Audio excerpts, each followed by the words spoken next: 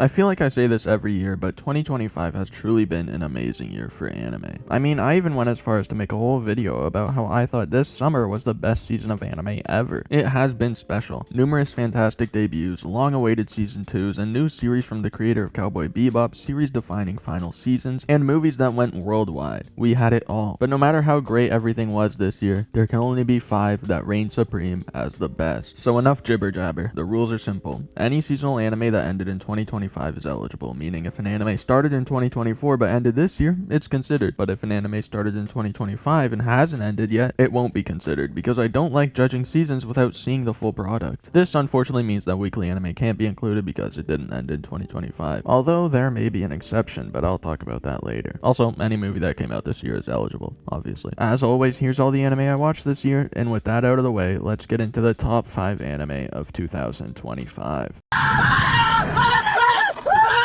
Just kidding, it's the honorable mentions first. I do this every year.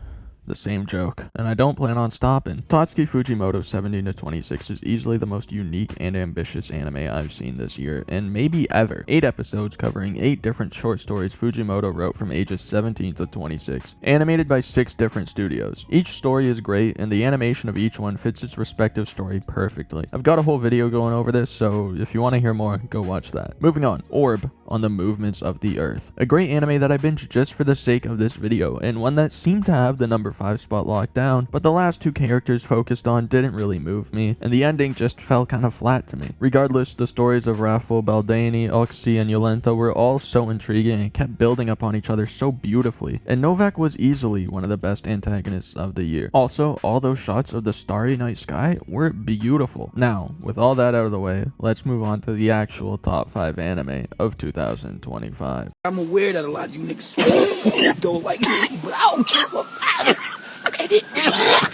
Coming in at number 5, we have City the Animation, my favorite comedy of the year. This anime was truly just a joy to look at. It was so easy on the eyes that even when it burst into crazy sakuga, it wasn't overwhelming at all. You could tell everything that was happening on the screen, and it was still easy to follow. If you're familiar with Nichijou, then you'll know exactly what you're getting into with this anime. Its strikingly plain animation style and mundane subject matter combined with a sudden burst of craziness and sakuga just makes every episode a fun ride. Whether they're writing manga, cooking rice, or selling items at a pawn shop, you can be sure that every single activity will be accompanied by the most absurd animation you've ever seen and even more absurd gags. The entire show takes place in City, a city literally just called City, the inhabitants of which are a great array of strange and unique characters who, despite seemingly having no real connection to each other, are all intertwined in some way. I mean, just look at this beautifully made, well-organized, easy-to-read graph. There's a playwright with a troupe of animals that fully understand and listen to him, a once talented high school athlete who lost her drive, a budding photographer, a talented photographer, mangaka, and all-around legend, a genius engineer who's always sleeping and has every guy falling for her, a manga artist whose series gets canned and then brought back and then canned again and then brought back again, his editor who's a great fan of his, a chef, his son, his daughter's best friend set to take over the world, so on and so forth. Each character has their own daily life and has their own problems, but they aren't all self-contained. Sometimes the chef's daughter and her best friend end up searching for a pendant that belongs to the budding photographer, or maybe the chef's son goes to the playwright's show for a date with the sleepy engineer girl. Anything can happen in City.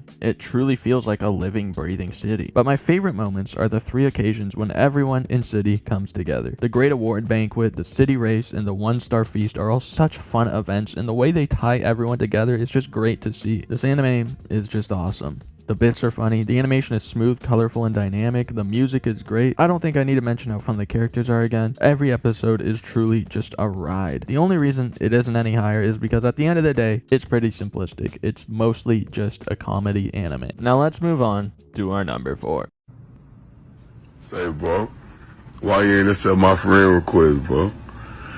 Put you don't want to be my friend? As I mentioned at the start, I made a video about this year's summer season, but one anime that I didn't mention in that video, just from sheer dementia, was this year's number 4, the fragrant flower blooms with dignity. If you've watched my videos before, you'll know that romance is one of my favorite genres. What can I say? I'm just a fat chud who loves love. And this year, nothing portrayed love better than this anime. The story of Rintaro and Kaoruko and all their friends was truly heartwarming. A guy who seemingly given up on being accepted and a girl who wanted nothing more than to show kindness and generosity. It's a match made in heaven, or the brain of a Japanese woman. Seriously though, all the interactions in this show were so well portrayed, be it friendships, animosity, motherhood, fatherhood, etc, etc. They were all so well done, but the one that struck me most was the motherhood. For some reason, parents and their unconditional love for their kids just always hits me in the feels, and the relationship between Rintaro and his mother was truly one of my favorite developments to see this year. The moment when she starts crying because Rintaro has finally opened back up damn near had me breaking down. Then there's the final 2 episodes. Truthfully, nothing makes me happier than a well-paced romance. I guess slow burns can be fun, as can fast-paced, but Fragrant Flower nails the amount of time I want to spend watching these people crush on each other, and ended the season perfectly. Beyond all that, the animation is beautiful. It's just constantly high quality and depicts the emotions on display so well. The conflicts don't become overbearing and unbelievably contrived, and the music is nice to listen to. All in all, if you like romance, I think you'll like this anime. And if you like romance, you'll probably like the number 3 entry too. Let's move on. Hey, doctor, let me get a heel. What the fuck? Are you black? Surprise, surprise, number 3 is another romance. Kinda. It's Rascal Does Not Dream of a Santa Claus. Bunny Girl Senpai was one of my favorite anime back when it first came out, and I had been waiting for a second season ever since. Don't get me wrong, the movies were all great, but man, did I want that weekly investigation into puberty syndrome, leaving me on the edge of my seat every week with a new mystery to unfold. And this season delivered just that. Watching Sakuta do his best to help those suffering from the same thing that once ruined his life is just inspiring to see. He knows better than probably anyone what puberty syndrome can do to someone, and he uses that experience to continue helping those around him. Every week we learn new information, getting one step closer to cracking the case. But despite all that, we still get moments of romance between Sakuta and Mai, moments of friendship, and the classic dry humor that we've come to know and love. It's the perfect mix of mystery and romance. Also, Mai is honestly kind of badass throughout this entire season. I was constantly scared that something bad was going to happen to her, be it from Sarah jealous she's dating her crush, or Nene jealous that she's more beautiful and popular. It was one red flag after another. Yet even knowing that there's a chance she dies in the future, shown through the prophetic dreams, she still helped Sakuta at every opportunity available, fearless in the face of any danger. Beyond that, it was just nice getting to see Sakuta, Mai Futaba, and all the rest of them all these years later. The animation was nice, the music was fantastic, the level of intensity was just as high as season 1, and it was also just as heartwarming. Unfortunately though, all that was not enough to get it past what is in our number 2 spot, so let's move on to that. Playing your butt like a sandbox. No, man, what are you saying? I know it doesn't seem this way because every entry so far has been a 12-episode dinger, but I really do consider the length of a season a very important factor when I'm deciding which shows make this list. If something can maintain a certain quality for 24 episodes, I will almost always have it over a 12-episode season of slightly better quality, because the joy I got from those 24 episodes is greater, and maintaining quality for longer is more impressive. So if an anime is less than 12 episodes, it usually hangs around the 5 spot if it even makes it in at all. But today, that changes, because in just 6 episodes, Takopi's Original Sin blew my damn socks off. The story of an alien coming to Earth with the sole goal of bringing happiness to others, instantly finding a 10-year-old girl who's been abandoned by her father, neglected by her mother, and is being relentlessly bullied by a classmate. Takopi has his work cut out for him trying to get this girl to smile again, but the more he tries, the more he discovers just how deep-rooted and complex these issues are. Now, I'm gonna get into spoilers. If you haven't seen this show yet, I strongly implore you go watch it without being spoiled. So I'll put a timestamp here so that you can skip over to whenever I'm done spoiling. You gone yet? You still here? You don't care? Alright, now that everyone who cares is gone, I just want to go over all the story beats that really made this anime special to me. The first of which was basically just Naoki and Junya's relationship as a whole, but more specifically the immense dread I felt when Naoki snuck into Junya's room to steal from him. That entire episode I was just waiting for something to happen and for Junya to somehow end up dead. But then, nothing happened, and Junya went on to be the best big brother possible. It was so well written. Then, probably the craziest moment of the show, the twist that Takopi was originally there to kill Shizuku so that Marina could be happy. This shit blew my damn hat off my head. I felt like a Food Wars character getting stripped by all the greatness I was witnessing. I probably shouldn't say that about a show about 4th graders.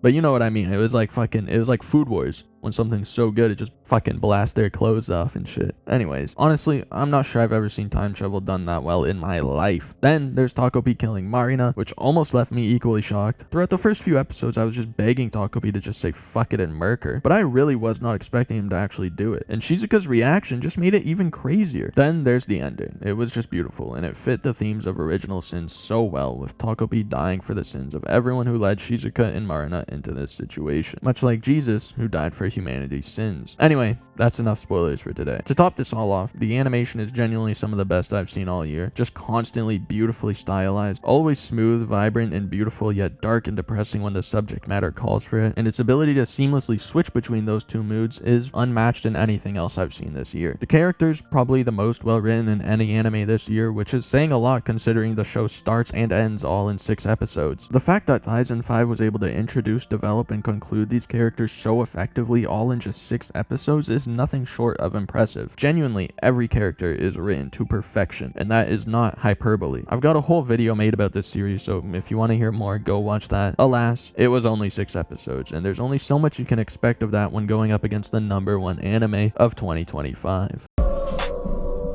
Yeah. Yeah.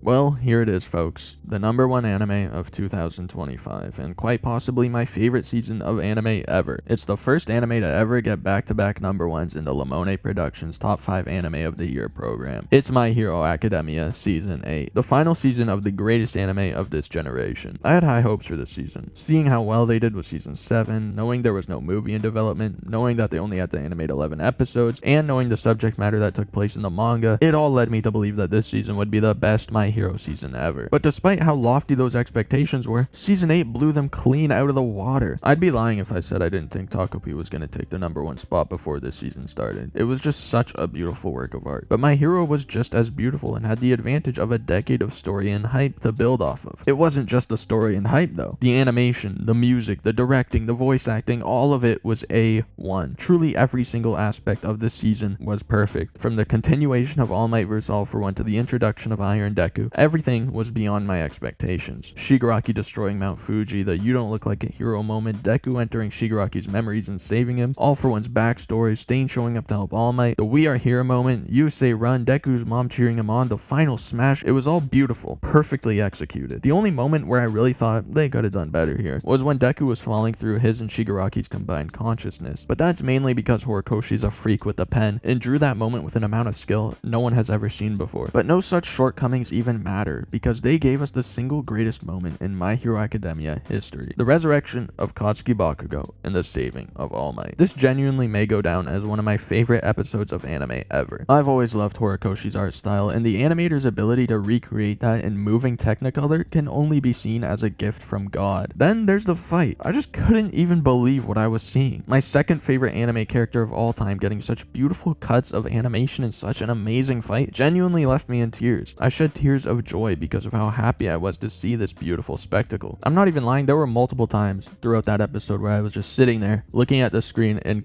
couldn't say anything other than just so cool. Out loud. I said that shit out loud like some kind of little Japanese schoolboy saying sugoi. It was awesome in the truest sense of the word. His final howitzer impact being animated in the same way the United States' Smash was, and that cut to Mitsuki telling Matsuharu that they have to watch their son. Oh my god. I'm getting emotional just thinking about it, man. But for the sake of this video, I'll contain myself, so let's finish this up. The epilogue was great, especially the final episode. They expanded on everything that Horikoshi crammed into the final chapter and made it truly feel like the end of something great, which it was. It was a great ending to the greatest anime of this generation. Anyways, I got a 40-minute video on My Hero Academia, the entirety of the anime, and some section of it dedicated to Season 8. Go watch that. I think it's my best video ever, so I don't think you'll be disappointed. But there we have it, folks. The top 5 anime of 2025, according to yours truly, the man with the greatest taste in art in the entire world. And as I said at the start, there is something I want to go over, just for the sake of saying it.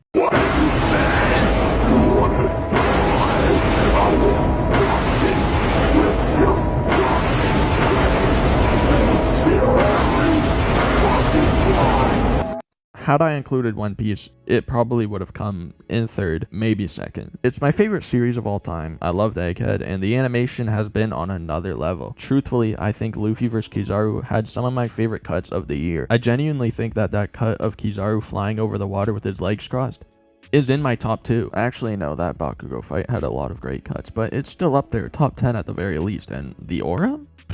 My god. But man, that pacing, there's just nothing they can do to fix it. No matter how much they add in fights or how many breaks they take, they were still making too many episodes this year to be able to give us pacing that didn't feel jarring at times. And all those Dr. Chopper episodes, they unfortunately count, at least to the inconsistency of the production. With a seasonal anime, I know that for however many weeks, I'm going to get top quality episodes of manga material or original material, whatever it may be. I know that I'm not going to get Chibi Chopper talking about some bullshit, so it just throws me off a little bit. But regardless, it was truthfully one of the best anime of the year. I mean, the animation was stellar, and the story of One Piece will always be the greatest story I've ever read in my entire life. That Kuma flashback was beautifully done. The Kizaru fight, as I said earlier, was beautifully done. The entrance of the Gorosei and all of their stuff was beautifully done. Emmett using Joy Boy's hockey knot was beautifully done. The anime is just beautiful and amazing and awesome and great, but as I said, that pacing. The only thing that could really get it over Takobi's original sin would be Kuma's flashback, but I'm not sure it gets it that far. Maybe if I hadn't read the manga beforehand and was going into that raw, it would be number 2. But alas, 2 or 3, I don't mind. Even if you put it 1, hey, it's One Piece. It can do whatever. It can be wherever. But that My Hero season was better.